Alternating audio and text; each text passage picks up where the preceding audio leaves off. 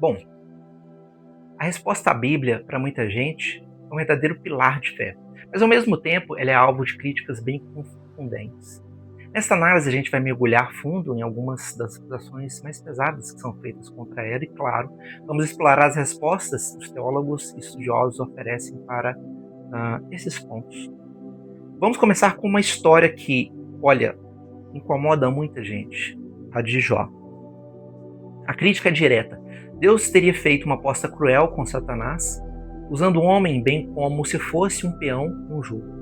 Isso, é claro, levanta uma questão enorme sobre a bondade de Deus. Agora, uma das acusações mais sérias que existem, a de que a Bíblia não só tolera, mas chega a ensinar como escravizar a outras pessoas. Para a nossa sensibilidade de hoje, essa talvez seja a barreira moral mais difícil de transpor ao ler o texto. E para fechar essa introdução, um tema que ecoa forte até os dias de hoje, o papel da mulher. Passagens como essa, que mandam as mulheres ficarem em silêncio nas igrejas, são usadas o tempo todo como prova de misoginia. Então a pergunta é, como a teologia lida com as críticas tão pesadas assim? Vamos descobrir, ok? Nosso primeiro ponto de análise vai na base de tudo. A crença é que algo que nasce com a gente ou é algo que se aprende. O argumento dos críticos é que ninguém nasce acreditando em Deus. A crença para eles é algo ensinado, algo que é colocado na nossa cabeça, quase como a história do Papai Noel. E convenhamos, é aqui que a resposta teológica faz uma distinção que, olha, é fundamental. A ideia é o seguinte: a ausência de uma crença, como acontece como um bebê, não é a mesma coisa que afirmar ativamente que Deus não existe. Uma coisa é falta de informação e a outra é a posição filosófica. Então, de acordo com essa visão, o ateísmo não seria o nosso estado de fábrica, digamos assim. Seria, na verdade, uma posição intelectual, algo que exige reflexão e deliberação. A analogia é ótima. Um bebê não nasce não cientista, ele só nasce sem conhecimento de ciência. Da mesma forma, não nascemos ateu, e sim sem uma crença já formada. Agora, o terreno fica ainda mais desafiador. Vamos falar daquelas passagens sobre mulheres e escravidão que aparecem bater de frente com tudo que a gente valoriza hoje em dia. Textos como esses são a munição perfeita para quem quer provar que a Bíblia tem uma visão misógina. Parece bem claro, não é? Mas a resposta teológica vai direto para um ponto. Contexto e mais contexto. A argumentação é que o apóstolo Paulo não estava criando uma regra universal para todas as mulheres. Isto de todos os tempos, né?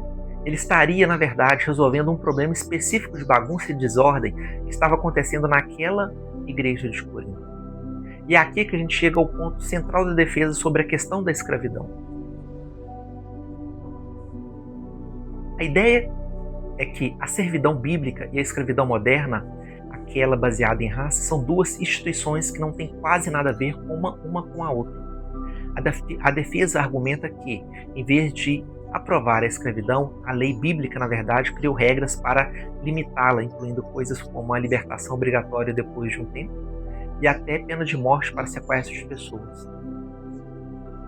Isso, segundo eles, a diferencia completamente da escravidão que a gente conhece da história mais recente. Muito bem, vamos voltar para a história de Jó. Afinal, aquilo foi um teste cruel, uma aposta divina, ou foi um teste cósmico com algum propósito maior por trás? A crítica, como a gente viu, é bem simples e muito poderosa, para provar que estava certo. Deus permitiu que a vida de um homem fosse completamente destruída. À primeira vista, parece uma atitude arbitrária e até cruel. E aqui a resposta teológica traz uma distinção bem filosófica. A diferença entre o bem moral e o mal permissivo. A culpa moral por essa lógica é de quem age, de quem pratica o mal, nesse caso Satanás. Deus permite que aconteça, mas não é o autor do mal. Então o objetivo da história de Jó não seria mostrar um Deus sádico. Seria, na verdade, ensinar que a fé pode sobreviver até mesmo ao sofrimento que a gente não consegue explicar. A responsabilidade pelo mal é de quem o pratica e não de quem talvez por um propósito maior permite que ele aconteça. Depois de analisar todas as respostas, um tema central começa a aparecer de novo e de novo. A defesa consistente, ou então a defesa consistentemente argumenta contra uma leitura literal, uma leitura superficial do texto. A alegação é que para entender essas passagens difíceis é absolutamente necessário levar em conta o contexto histórico, a língua original, a intenção do autor, toda uma moldura teológica. Isso tudo nos deixa com uma pergunta final que fica no ar. Ao ler um texto não tão antigo, onde exatamente termina o que está escrito e onde começa a nossa interpretação?